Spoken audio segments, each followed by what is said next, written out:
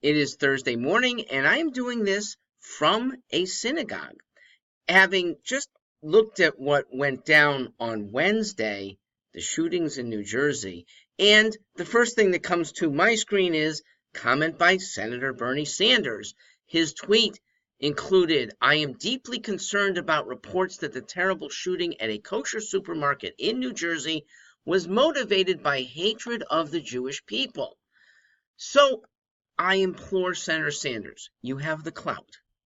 How about helping reduce hatred of the Jewish people? That would be heroic. You haven't shown it yet, but maybe you can start.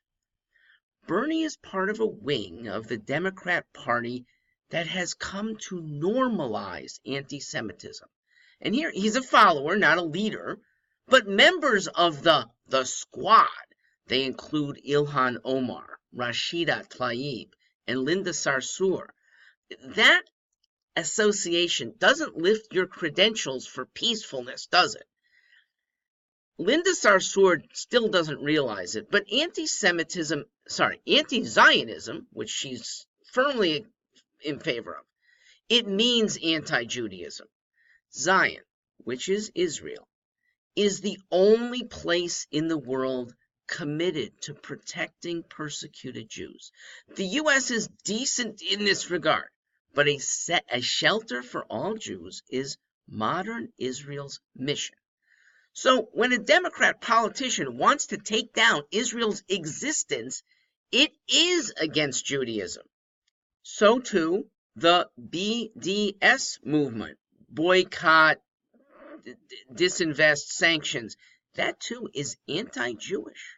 Because the state of Israel, like almost every developing nation, relies on investment, okay? Probably can't exist without some Western investment and Western trade.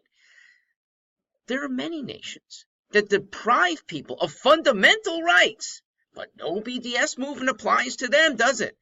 Except to Israel, where the few restrictions they have are there to save lives.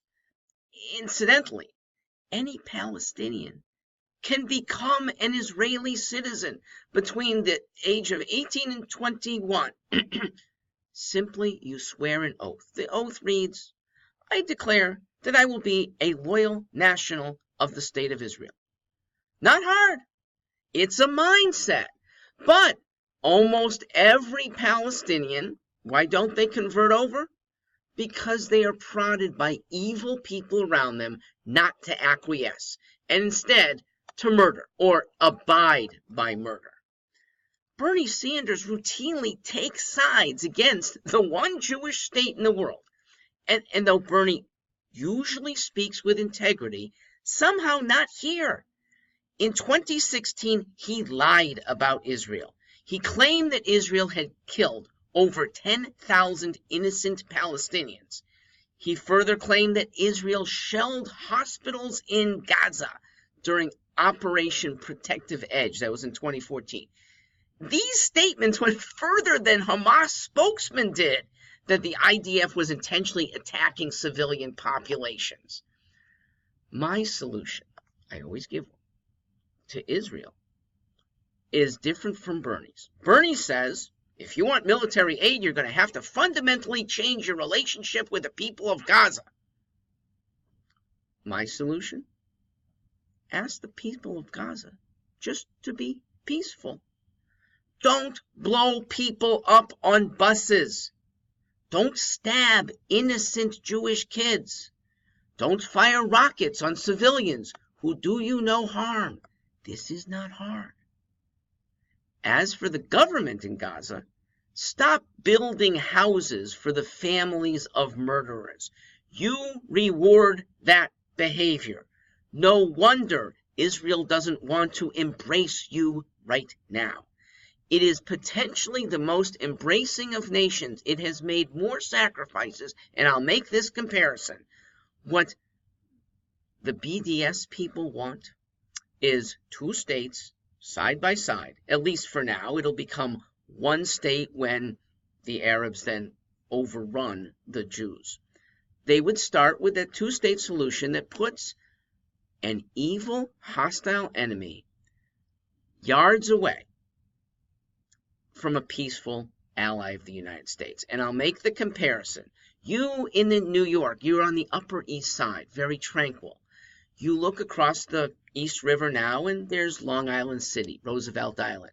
The equivalent of what you're asking Israelis to do, to put a hostile enemy nation on Long Island City, armed to the teeth, and get ready for the wave that just comes across the river and invades you. That's what you're asking Israel to do. It is disingenuous. It is causing more lives to be jeopardized. Bernie Sanders is scheduled tomorrow to appear with Ilhan Omar at a rally in Nashua. Now, I'm actually scheduled to be an attendee. Okay, I am still a Democrat. I want to hear what people say. I will be outside the rally doing my regular talk at 5:30. Anyone can attend. We'll see if I choose to go in. I'm not sure at this point. For now, thanks for listening. I am Mark Stewart.